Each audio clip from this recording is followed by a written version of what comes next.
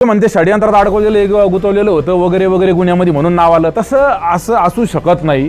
कारण याच्यामध्ये फिर्यादी जे आहे ते सिनियर पोलीस इन्स्पेक्टर आहे मनोहर शंकर जोशी, वरिष्ठ पोलीस निरीक्षक डेक्कन पोलीस ठाणे पुणे। अहमद उर्फ वकास हा गडी पाकिस्तानचा आहे। याच्यामध्ये जे अटक केलेले जेलमध्ये असलेले अटक जे झालेले मेन अॅक्युज जे आहेत, नाव आहे असलम बंटी शेख उर्फ बंटी जागीरदार। आता ही व्यक्ती आपल्या श्रीरामपूर शहराची रहिवासी, 8 नंबरला याच्यामध्ये नाव आहे। कदाचित ही माहिती तुम्हाला मिळालेली असेल। हे सर्किटमध्ये काम केलेले, इंडियन मुजाहिदीनच्या सर्किटमध्ये काम केलेले आणि हे एटीएसनी याच्या संदर्भात त्या ठिकाणी तपास केलेले या विषया संदर्भात। आणि बंटी जागीरदारवर जे आरोप होते मी म्हणत नाही ते सिद्ध झाले, मी पण आरोपच म्हणतोय, पण आरोप आहे, साधे सुधे नाही। तेव्हा याच्यात जवळपास 19 गुन्हे, पण याच्यामध्ये 2 गुन्हे असे का ते गुन्हेगारांवर, सर्वसामान्य गुन्हेगारांवर होऊ शकत नाही।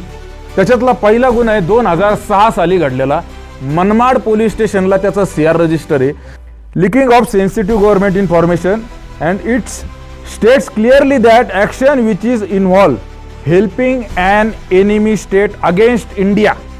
Enemy state against India, enemy state म्हणजे पाकिस्तान, अगेन्स्ट इंडिया म्हणजे इंडियाच्या विरुद्ध, आर स्ट्रॉंगली कंडेम्ड। म्हणजे याच्या व्याख्येमध्ये हे कायदे शक्यतो भारताच्या विरुद्ध कृती केल्यानंतरच लागतात। ऑफिशियल सिक्रेट्स ॲक्ट 1923 अशा अतिशय गंभीर स्वरूपाच्या कायद्याखाली हा गुन्हा दाखल झालेला आहे। विचार करा तुम्ही, मी तुम्हाला सांगतो याच्यामध्ये काय येतं, हेरगिरी करणं किंवा माहिती पुरवणं, सरकारी कार्यालयातली माहिती पुरवणं। तो बॉम्बस्फोटचं जे मी तुम्हाला सांगितलं, जंगली महाराज रोडला जो बॉम्बस्फोट झाला त्याच्यामध्ये आरोपी जर्मन बेकरीच्या प्रकरणात नाही, त्या अनावधानानं झालेलं आहे, मीडियामध्ये येत होतं जर्मन बेकरी म्हणून। भारतीय स्फोटकांचा कायदा कलम 345 बेकायदेशीर हालचाली कायदा। तर हे जे कायदे सहसा सामान्य गुन्हेगारांवर लागत नाही। याच्यामुळं ह्या गुन्ह्यांमध्ये नाव आलेलं असल्यामुळं म्हणून नामदार विखे पाटील साहेब असं स्टेटमेंट त्यांनी त्या ठिकाणी दिलं। ह्या अंत्यविधीला अशी गर्दी कस काय, समाजाच्या दृष्टीने ते घातक आहे।